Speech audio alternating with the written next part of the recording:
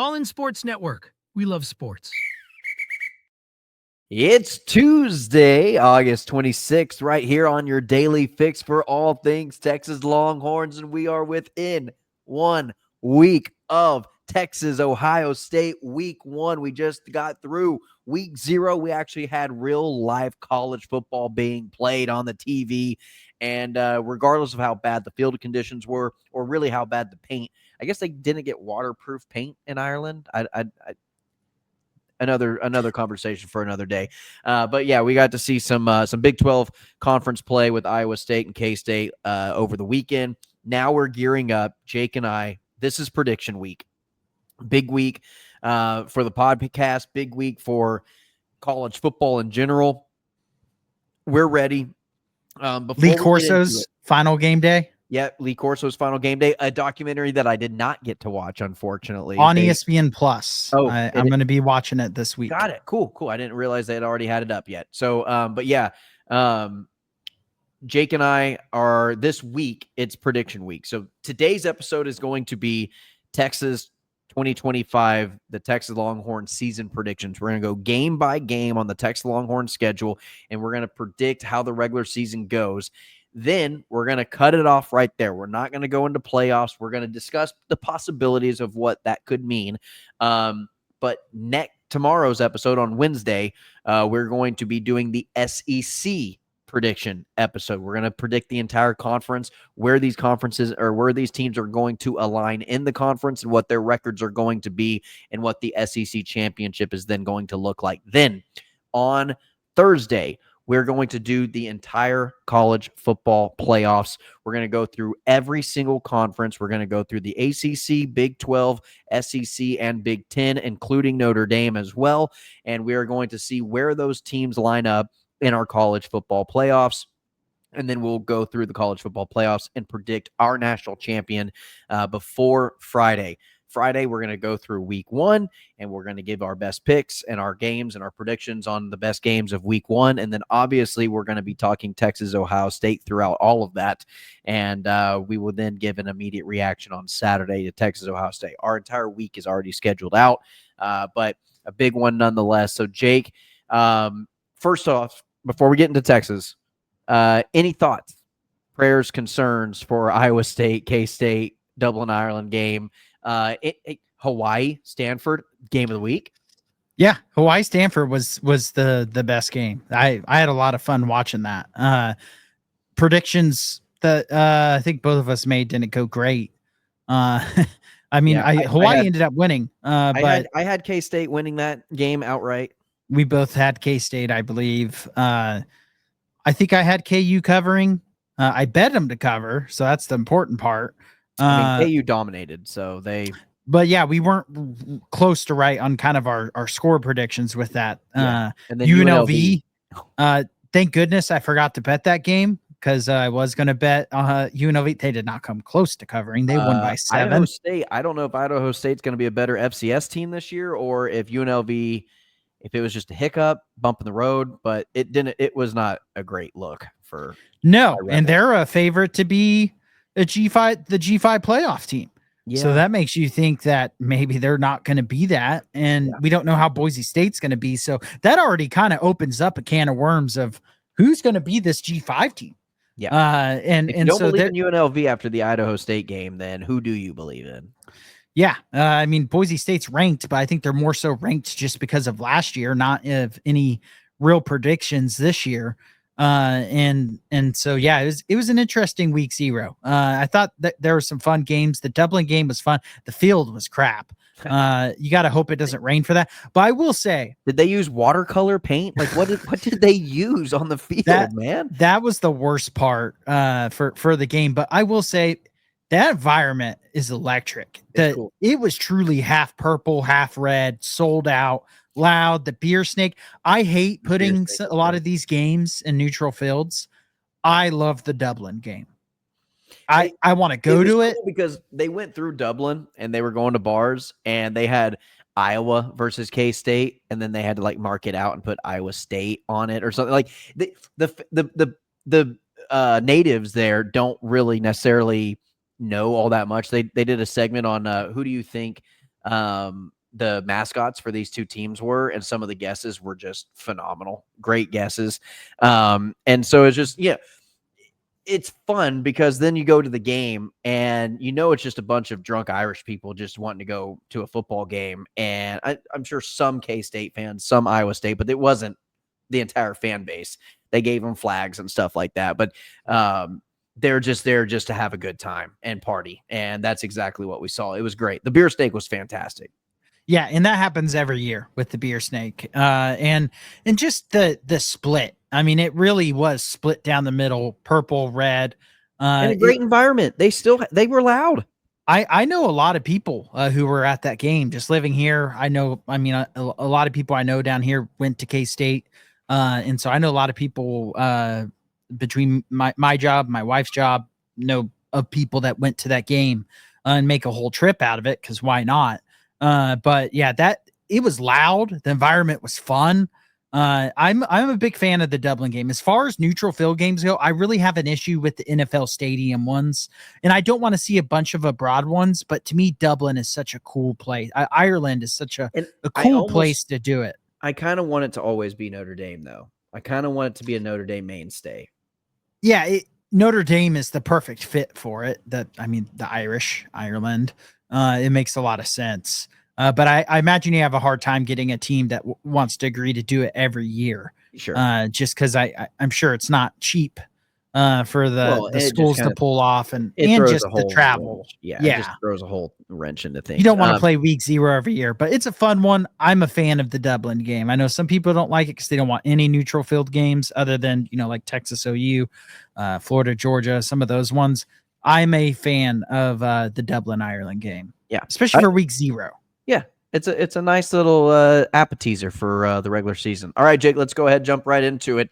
Obviously, we have week 1, and Jake and I will give these are actual predictions. I'm going to stay pretty true to this as much as I can, but obviously, as the season progresses and we learn more about this team, predictions are willing to change on a week-to-week basis. Your opinion of one team is going to change from week 1 to week 10. It's not going to stay the same. So we obviously did not think about the same Florida State last year, week 1 going into it, than we did as Florida State going into week 10. Okay, so that's what I'm trying to, subject to change, right?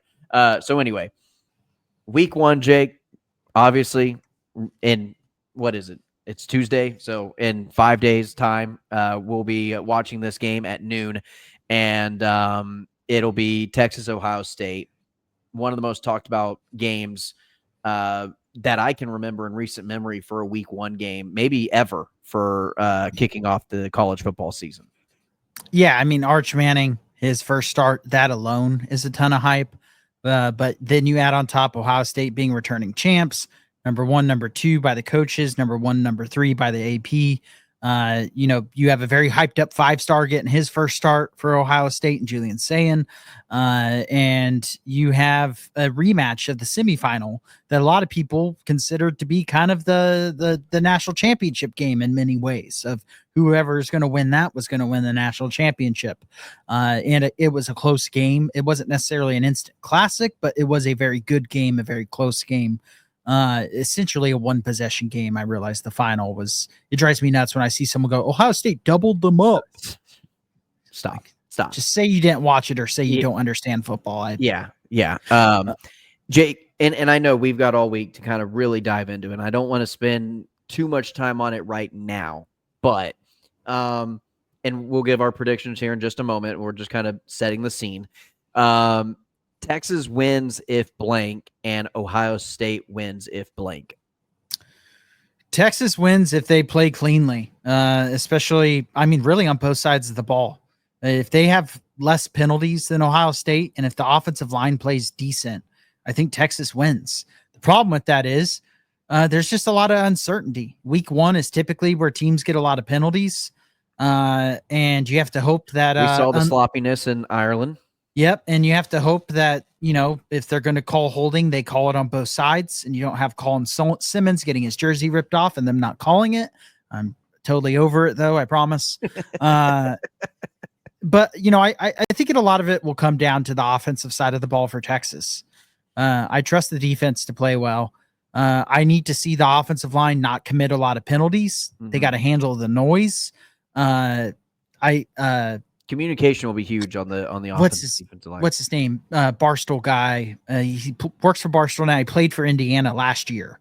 Kadick. I can't remember his first name.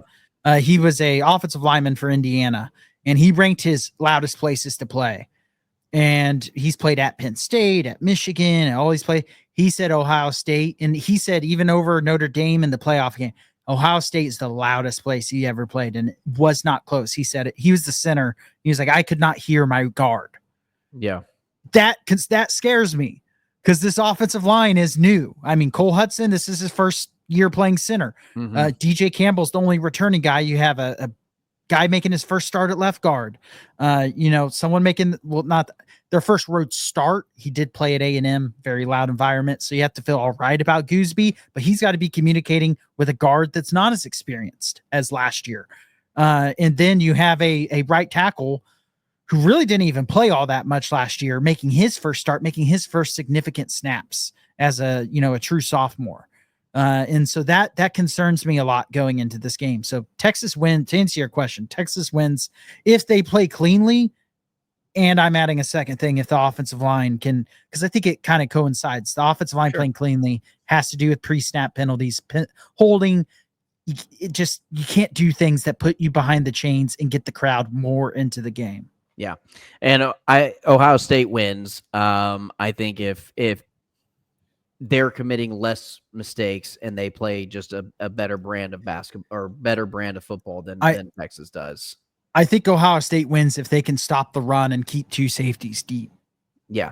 If they can keep two safeties back and stop the run, I have a hard time seeing Texas scoring a lot of points. If Texas cannot establish the line of scrimmage, whether that's offensive or defensive, if they can't win the line of scrimmage, they're gonna have a tough time winning this game. Which I was reading some reports on Texas websites. They had talked to some Ohio State insiders, just swapping, what general thoughts are. And supposedly Ohio State inside the program thinks this is going to be the best offensive line they've had in a very long time. And so, yeah, I mean that the Texas defensive front, as confident as we are, this could end up being the best or one of the best offensive lines they play all year. Between them and Georgia, probably the two best. Yeah. Can the Texas defensive line come out and play really well? So to kind of back up your point about the line of scrimmage, especially in these early season games, it really decides. And so not only is the Texas offensive line up for the challenge, but the defensive line, the new defensive tackles and this edge group that we've talked about, they get pushed around a little bit. It would be a long day for the Texas Longhorns, I think. Doesn't matter how good your pass rush is if you can't get them to third down in a passing situation. 100%. All right, Jake, predictions. What do we think?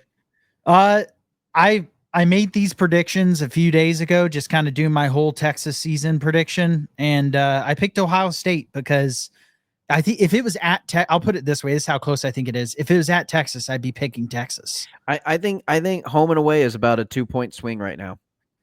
And I think that's about where this game could possibly be. I think it's about a 3-point swing with how loud DKR is now and how loud Ohio State is with these two programs. I think it's about a 3-point swing, especially with how inexperienced the line of scrimmages are. Yeah. I really think that makes it a bigger swing because it's the first game. And Texas has come out and played sloppy in week ones in the past.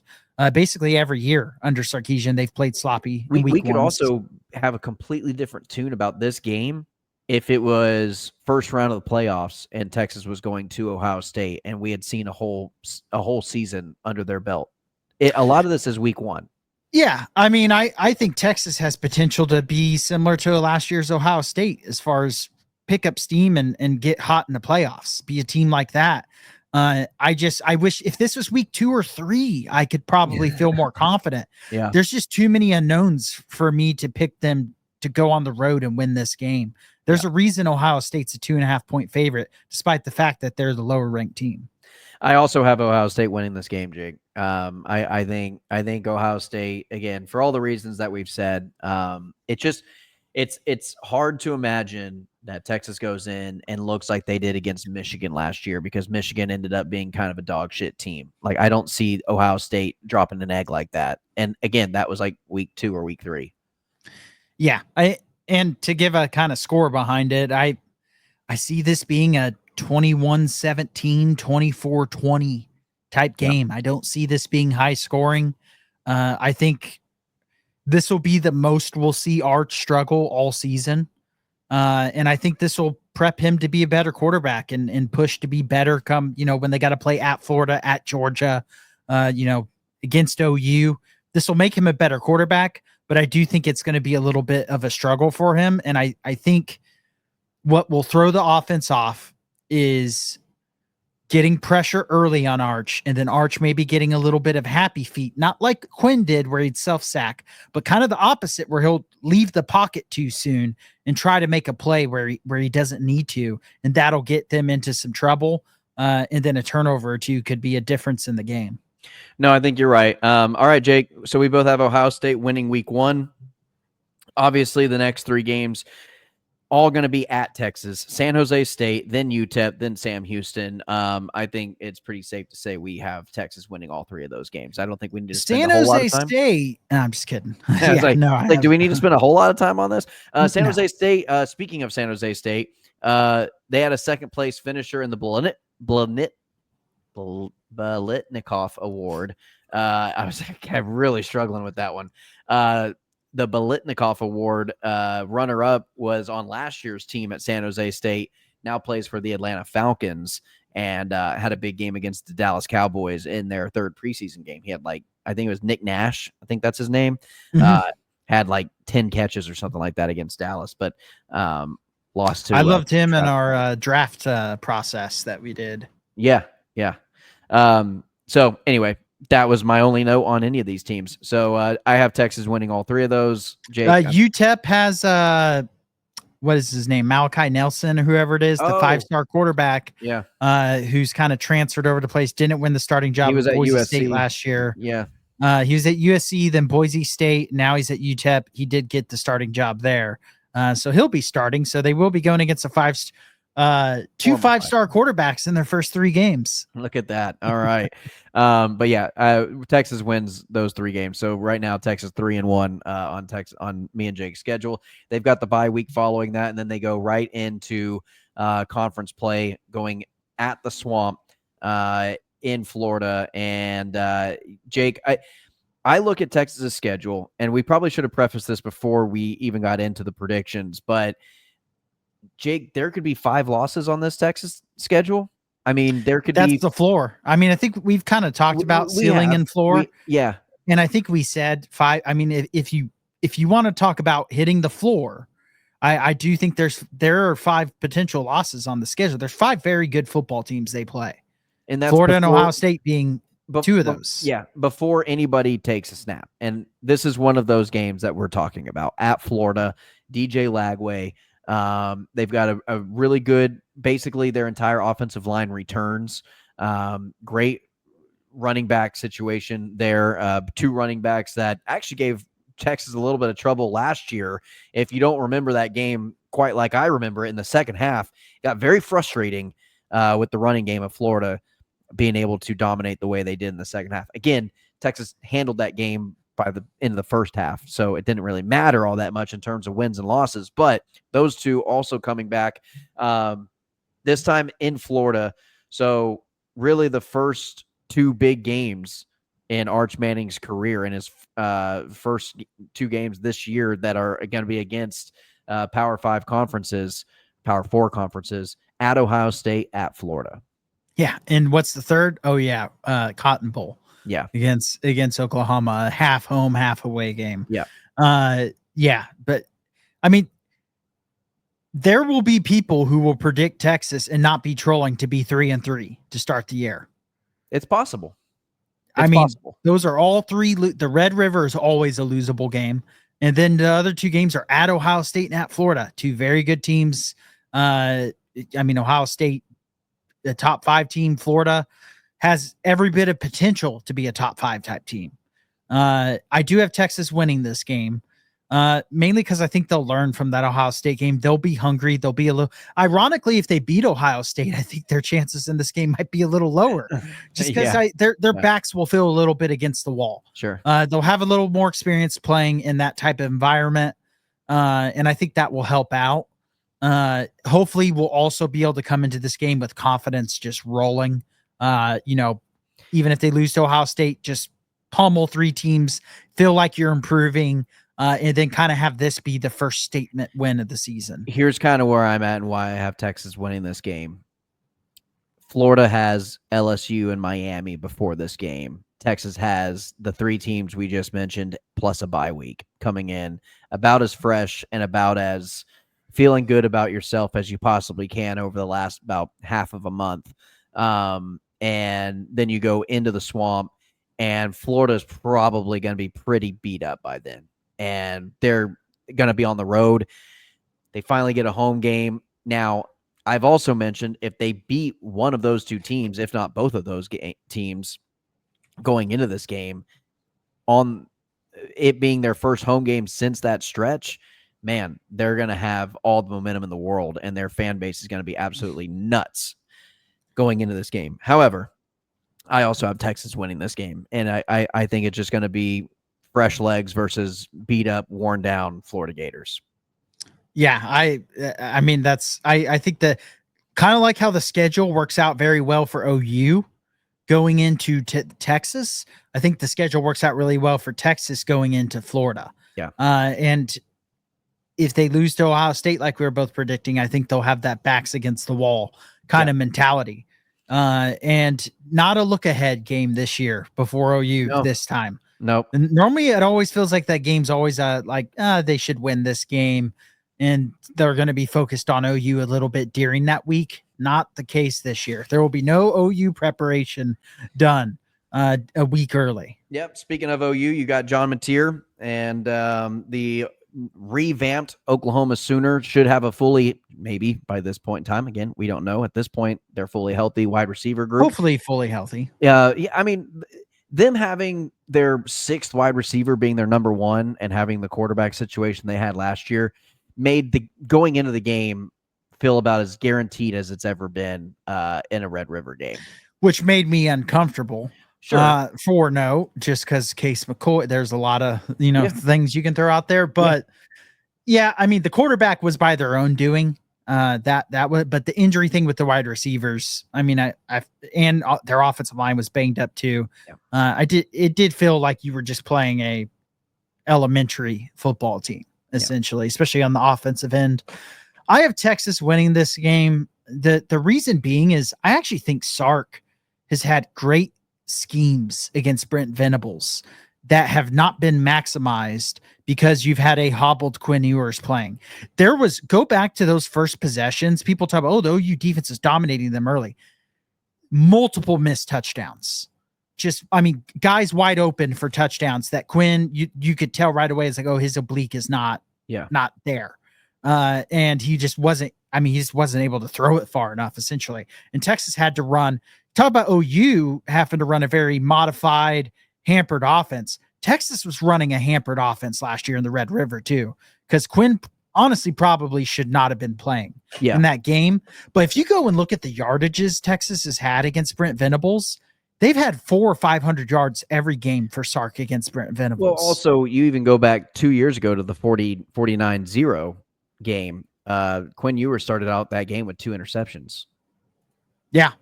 But I mean, last year, over 400 yards. The 34-30 loss 2 years ago, they had 527 yards in that game. And then you go back to 2022, the 49-0 game, and they had almost 600 yards. So they have averaged over 500 yards against Brent Venables under Sarkisian. They have not maximized points other than that 49-0 game, in part because Quinn has been injured in 2 of those games. Yeah. And just the red zone offense hurting because of that. I think Texas will be a better red zone team this year. I do think OU is going to have success on the offensive end, but I think Texas will just be able to outgun them essentially. I think it's a horrible matchup for Oklahoma. I think Oklahoma it'll be a better game than what we've seen I think it won't. I don't think it'll be 49-0 or, I don't think it's going to be a 3-4 possession game for Texas. However, I think the strength of Oklahoma falls into the strength of Texas, with Texas's pass rush, Texas's secondary, the ability, their speed at linebacker to at least be able to somewhat contain John Mateer, I think, and his scrambling ability and his dual threat ability. I think you've got the dudes on that end of Texas for the defense, put a couple spies on him and are able to track him down and run him down. We'll have just played Lagway as well, yeah, which will help with preparing for Mateer. I just think like matchup wise, Texas matches up very, very well for Oklahoma, and Oklahoma does not match up very well against Texas this year. Yeah, if Sarkisian schematically had struggled against Venables, I would be a little more hesitant. Yeah, about this game this year, but because I think Sarkisian has had great schemes against and great game plans against Brent Venables every year, the yardage output shows that alone. In the 1 year they lost was not because of the offense. The defense kind of laid an egg. I don't see the defense laying that much of an egg because this defense is much better than that defense was 2 years ago. And so for that, I have Texas winning. I do think it'll be a much closer game. I think Texas will have to pull away late third quarter, early fourth quarter to win this game. I completely agree. I think it's a close game going into the fourth quarter. I think Texas wins by two possessions. Because last thing I'll say about this game, because we'll have all week to prepare for it, but whenever a coach is coaching for his season or his job, I should say, in this rivalry, it is almost always a close game, if not the upset happening. Yeah. And Brent Venables is coaching for his job this year. So you know that his game, I mean, they play Akron the week before. They will be preparing for Texas for about 2 to 3 weeks. Yeah. Texas will be preparing for Oklahoma for 1 week unless they do a little game plan mixed in on the bye week before Florida. Sure. Yep. No, I agree. All right, Jake. So you and I, we both have Texas only suffering one loss post Oklahoma. And so that'll be the Ohio State game. Texas wins 5 straight since then, and then they go to Kentucky for their second road game in the SEC. I have Texas winning that one. Kentucky's just not. They haven't shown me anything. They got demolished in the transfer portal of what players they did have. It is a trap game. Kentucky does play well at home. It is going to be a night game from what I've read. You'll be coming off Florida and OU, both of us having 2 wins in a row. A little bit of a late letdown. Definition of a trap game. I think maybe this is a game that's a little closer in the first half than we'd like, and it will get frustrated. But then I just don't see a way that Kentucky could actually pull off the upset unless Texas is very injured. So I have Texas as well.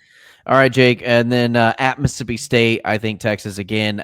See, for me, I think this Mississippi State game is kind of the trap game for me because the cowbells kind of freak me out, man.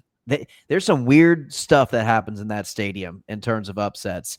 But yeah, no, I Texas wins this game, but I think this is the game for me where you might have a little bit of a motivated Mississippi State rooting behind their home crowd, kind of feeling a little bit of mojo for whatever reason, getting up for the number 1 team in the country or whatever they're going to be ranked at that point in time.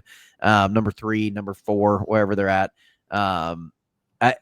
This game kind of concerns me a little bit just for the sake of could be a possible frustrating first half. In no world do I think Texas loses to Mississippi State.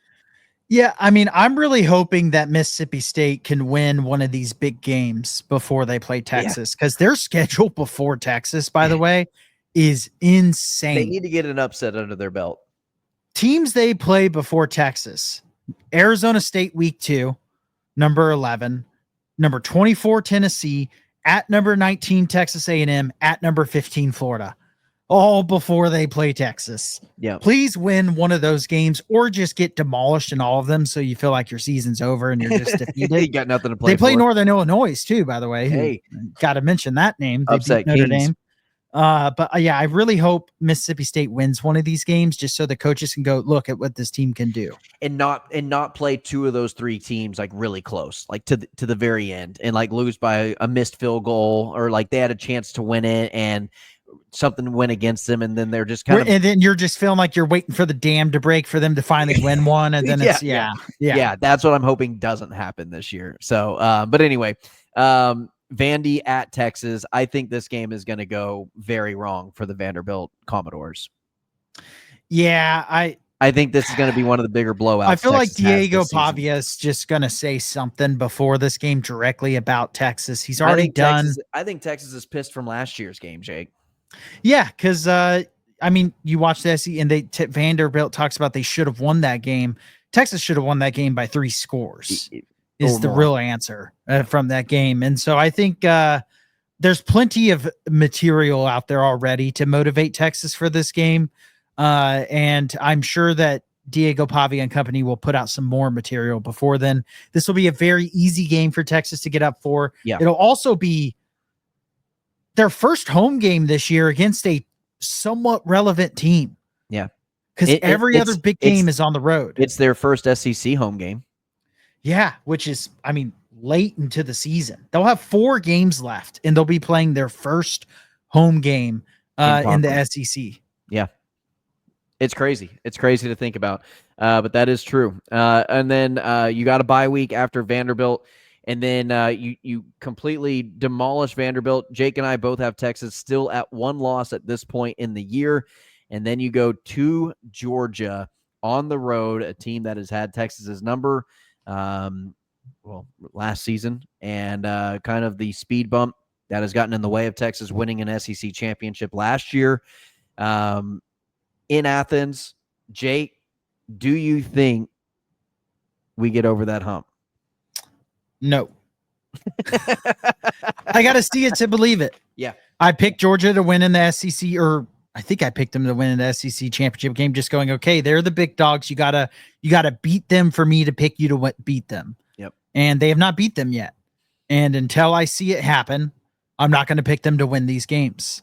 Much like when Georgia couldn't beat Alabama, when I would predict those games, granted not on a podcast, but just between you and me or betting or whatever, I would not pick Georgia to beat Alabama because they were never beating Alabama. I will not pick Texas to beat Georgia until they prove to me they can beat them. And I'm sure as hell not going to pick them to win on the road when they lost last year. And I know it's different teams, all that stuff, but still lost at home and on a neutral field last year. Jake, this is going to be the game where I believe Texas is a national championship contender. And I'm like a legit, best team in the country.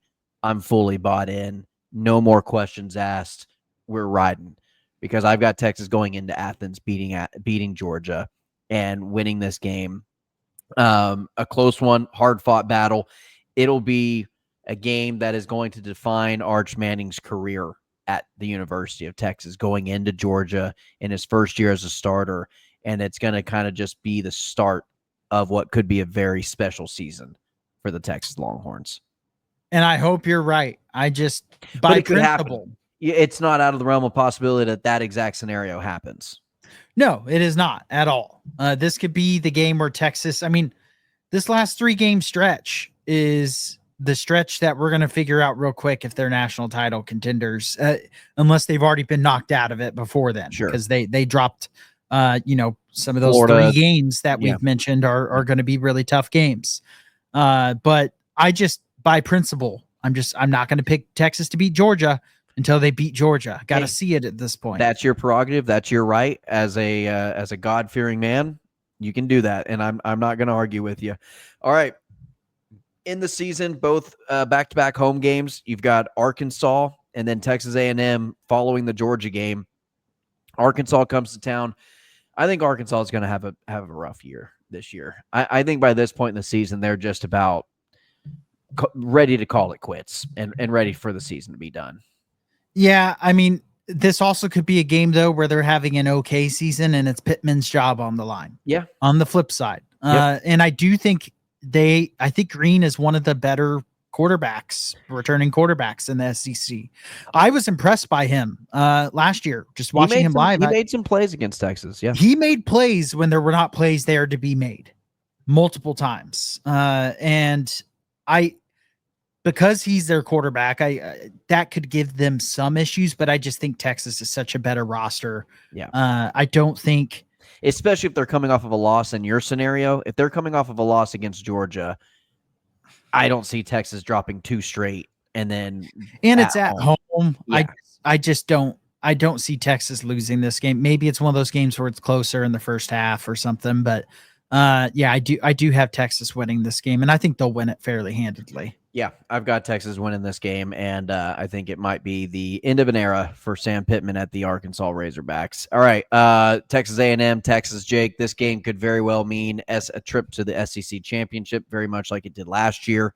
I think A&M is going to improve as a team than they were last year, and they were 1 game away from making and playing and representing themselves in the SEC championship game. So this time it's going to be in Austin. It'll be at DKR. I'm almost certain it'll be a night game. And so, yeah, I'm very I'm curious about this game as being a game that A&M gets up for, and it's just one of those weird, funky rivalry games that nothing goes according to plan for either team, and it's just funky. It's just a funky, weird game. You know A&M's going to get up for this game. They lost last year, and it's the biggest game. They've had to deal with the trash talk. The players have had to deal with the trash talk. Mike Elko's had to deal with the trash talk. This game is going to be the biggest focus of the year for A&M. They'll be 8-3 at this point. Yeah, somehow with the chance to get in the SEC championship game. But I have Texas winning this. I do think this will be a much closer game this year. I at the same time, I do think Texas matches up well on paper, but a lot of that also depends on how Marcel Reed has progressed. If Marcel Reed's having a great season and looks really good, I think this is a really close football game. Yeah. If Marcel Reed has struggled or there's some type of QB controversy, that's a scenario where I think Texas could dominate the game. But assuming Marcel Reed progresses along, they should have one of the better defenses Texas will play against all year. Their offensive line's probably going to be one of the better offensive lines Texas will play all year. I think the line of scrimmage is going to be a much bigger battle and much closer in this year's game than it was last year, which was the big difference in the game last year. Texas dominated the line of scrimmage. And I do think there'll be a better team this year, like you said, probably same record, but a better team. But I do have Texas winning. I do think this will be a closer game though than it was last year. I know the scoreboard was close last year, but I just mean on the field play. Yeah, it'll look like they're actually in the same realm. I am of the mindset of I will sometimes choose Oklahoma to beat Texas. Like when I think Oklahoma's a better team, I will choose Oklahoma to beat Texas because I respect them as a rival. I don't feel that way for Texas A&M. There won't be a day in my life that I will pick Texas A&M to beat Texas ever. So you can, from now on until I'm like 100 years old, you can put Texas down as beating Texas A&M on my predicted schedule. So that's my unbiased analogy of how this game is going to be played out. I'm probably in the same boat. I'm never going to pick Texas. I may say it's going to be a close game, or I think A&M's better or whatever than they've been in previous years. It'll still end up with me going, but Texas wins the game. But Texas will win this game. And that is how I end the season. I've got Texas going undefeated in SEC play, finishing their regular season at 11-1, representing the SEC championship game. In my prediction, which we won't get to quite yet because we're obviously going to get to that episode tomorrow. But yeah, I have Texas undefeated and first place going into the SEC championship game. Yeah, and I have Texas 10-2, 7-1 in conference play. That should put them in the SEC title game, I would imagine. Hopefully. Yeah, hopefully. You don't know because they don't play everyone. Alabama could sneak in or something. Yep. But I do have Texas what should be in the SEC championship game, but with one more loss than you have. Yep. That said, I still think the floor is lower. Yep. 10-2 for me was the in between because I think we said 5 losses. I think there's a very real possibility where Texas goes 8-4. I don't think there's much of a real possibility without a ton of injuries where they go 7-5. But then I think there's a very real possibility they go undefeated. So I kind of met myself in the middle. Yeah. For me, the possibility of them going undefeated and winning a national championship is maybe slightly higher than them going like 8-4, like just a little bit, but it's probably going to meet somewhere in the middle where it is a 10-2, an 11-1, a 9-3. I could very well see those records. To me, those three, 9 to 10 or 11 wins, is where I think Texas falls this year. I think 9.5 is their over under currently, which I think is the perfect line to put perfect it at. line. Because 8.5, everyone would bet the over. The 9.5 makes it a very scary line to bet because their schedule is much harder this year than it was last year. When you go on the road to all the places they're going, we don't know what injuries are going to do. We don't know where any of these teams are going to be at. There are a couple injuries away on the offensive line from being in a very bad spot up front. Well, and some of the opponents that they're playing against, say John Mateer isn't playing or DJ Lagway gets banged up or whatever. I mean, then those games don't look nearly as threatening because the depth of the teams that you are playing against, it's just the star power on those teams are actually pretty good. And they're individual players that could win them that game. Yeah. And that's the tough thing with these preseason productions. It's just so much can change. I could end up picking Texas. I could say all this shit about principles and completely ditch them the week of Texas, Georgia. If Texas is undefeated going into that game, Georgia doesn't look good, I could ditch all of it and pick Texas. Hey, all subject to change. That's what football season's all about. All right, Jake, that's going to do it for today's episode. Please like, share, and subscribe if you like what you heard today. Please, we're trying to get, by the time week 1 kicks off at noon on Saturday, Texas, Ohio State, trying to get to 800 subscribers. Help us get there. We'd appreciate it. If you're not subscribed, hit that subscribe button. For Jake Jimerson, I'm Tanner Carlson. As always, ladies and gentlemen, hook 'em. All in Sports Network. We love sports.